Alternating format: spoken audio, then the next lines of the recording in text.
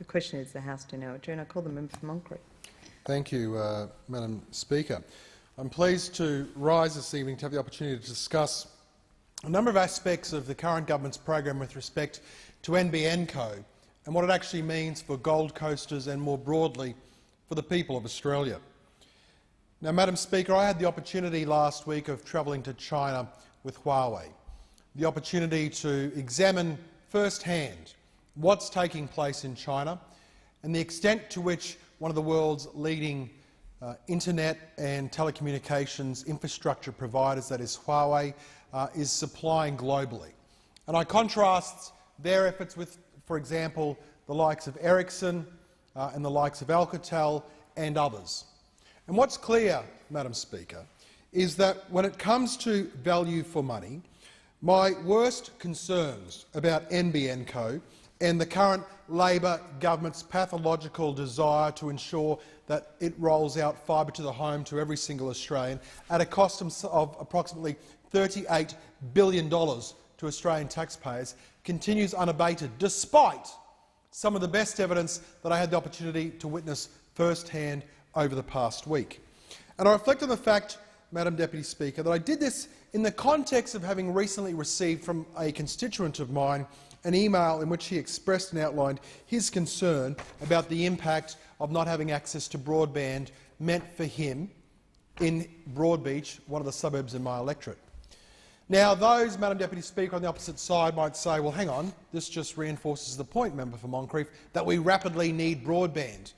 But bear with me, Madam Speaker, and I'll outline why it could not possibly be further from the truth that Labor's solution is, in fact, not a solution. This particular constituent, I won't mention him in compliance with the standing orders, Madam Speaker, said to me, "Hi Stephen, you probably have a lot of emails on this matter. I'd like to ask you to advance the matter of the lack of high-speed/high data internet for Nerang. Where my wife and I live across from Nerang High, we only have access to wireless broadband. This means that data is limited and very expensive.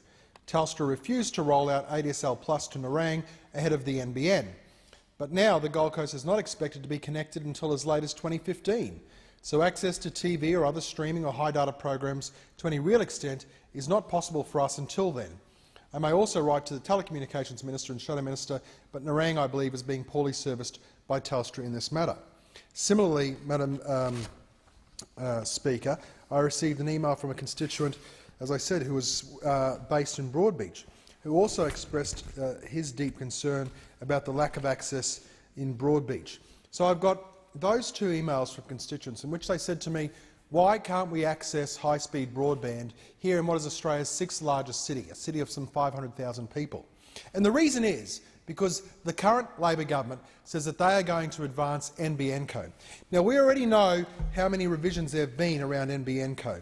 When the original plan was put out in December 2010, they expected to pass, at the peak, the number of houses being passed per day, 5,900. The number of houses being connected per day, again the peak predicted, was 4,000. When that plan was revised in August 2012, they had ramped that up, Madam Speaker, saying that they expected to pass, on a peak period, houses passed per day 6,850 versus houses connected per day at the peak of 6,000. So big increases there of 16% and 50% respectively. Yet, Madam Speaker, if you look at the premises passed by fibre, the original plan had 1.268 million households being passed, but the revised figure in August 2012 was 341,000, a downwards revision of 73%. Now, Madam Deputy Speaker, this tells the story of Labor's abysmal failure when it comes to NBN Co. It's costing $38 billion. That's not on the budget sheet at a time when the government is already $200 billion projected to be in debt, net debt already. But in addition to that, Madam Deputy Speaker, when you look at the work that was done by Huawei, for example, who recently rolled out fibre to the node across the UK, their UK analysis results shows that fibre to the home is 5 times more expensive than fibre to the curb. Now the question is, what speed do they get from fibre to the curb in the UK? What speed does Huawei get? And the answer, Madam Deputy Speaker, is up to 1 1,000 megabits per second utilising a combination of fibre and copper. Labor's record in this area stands condemned. The question is the House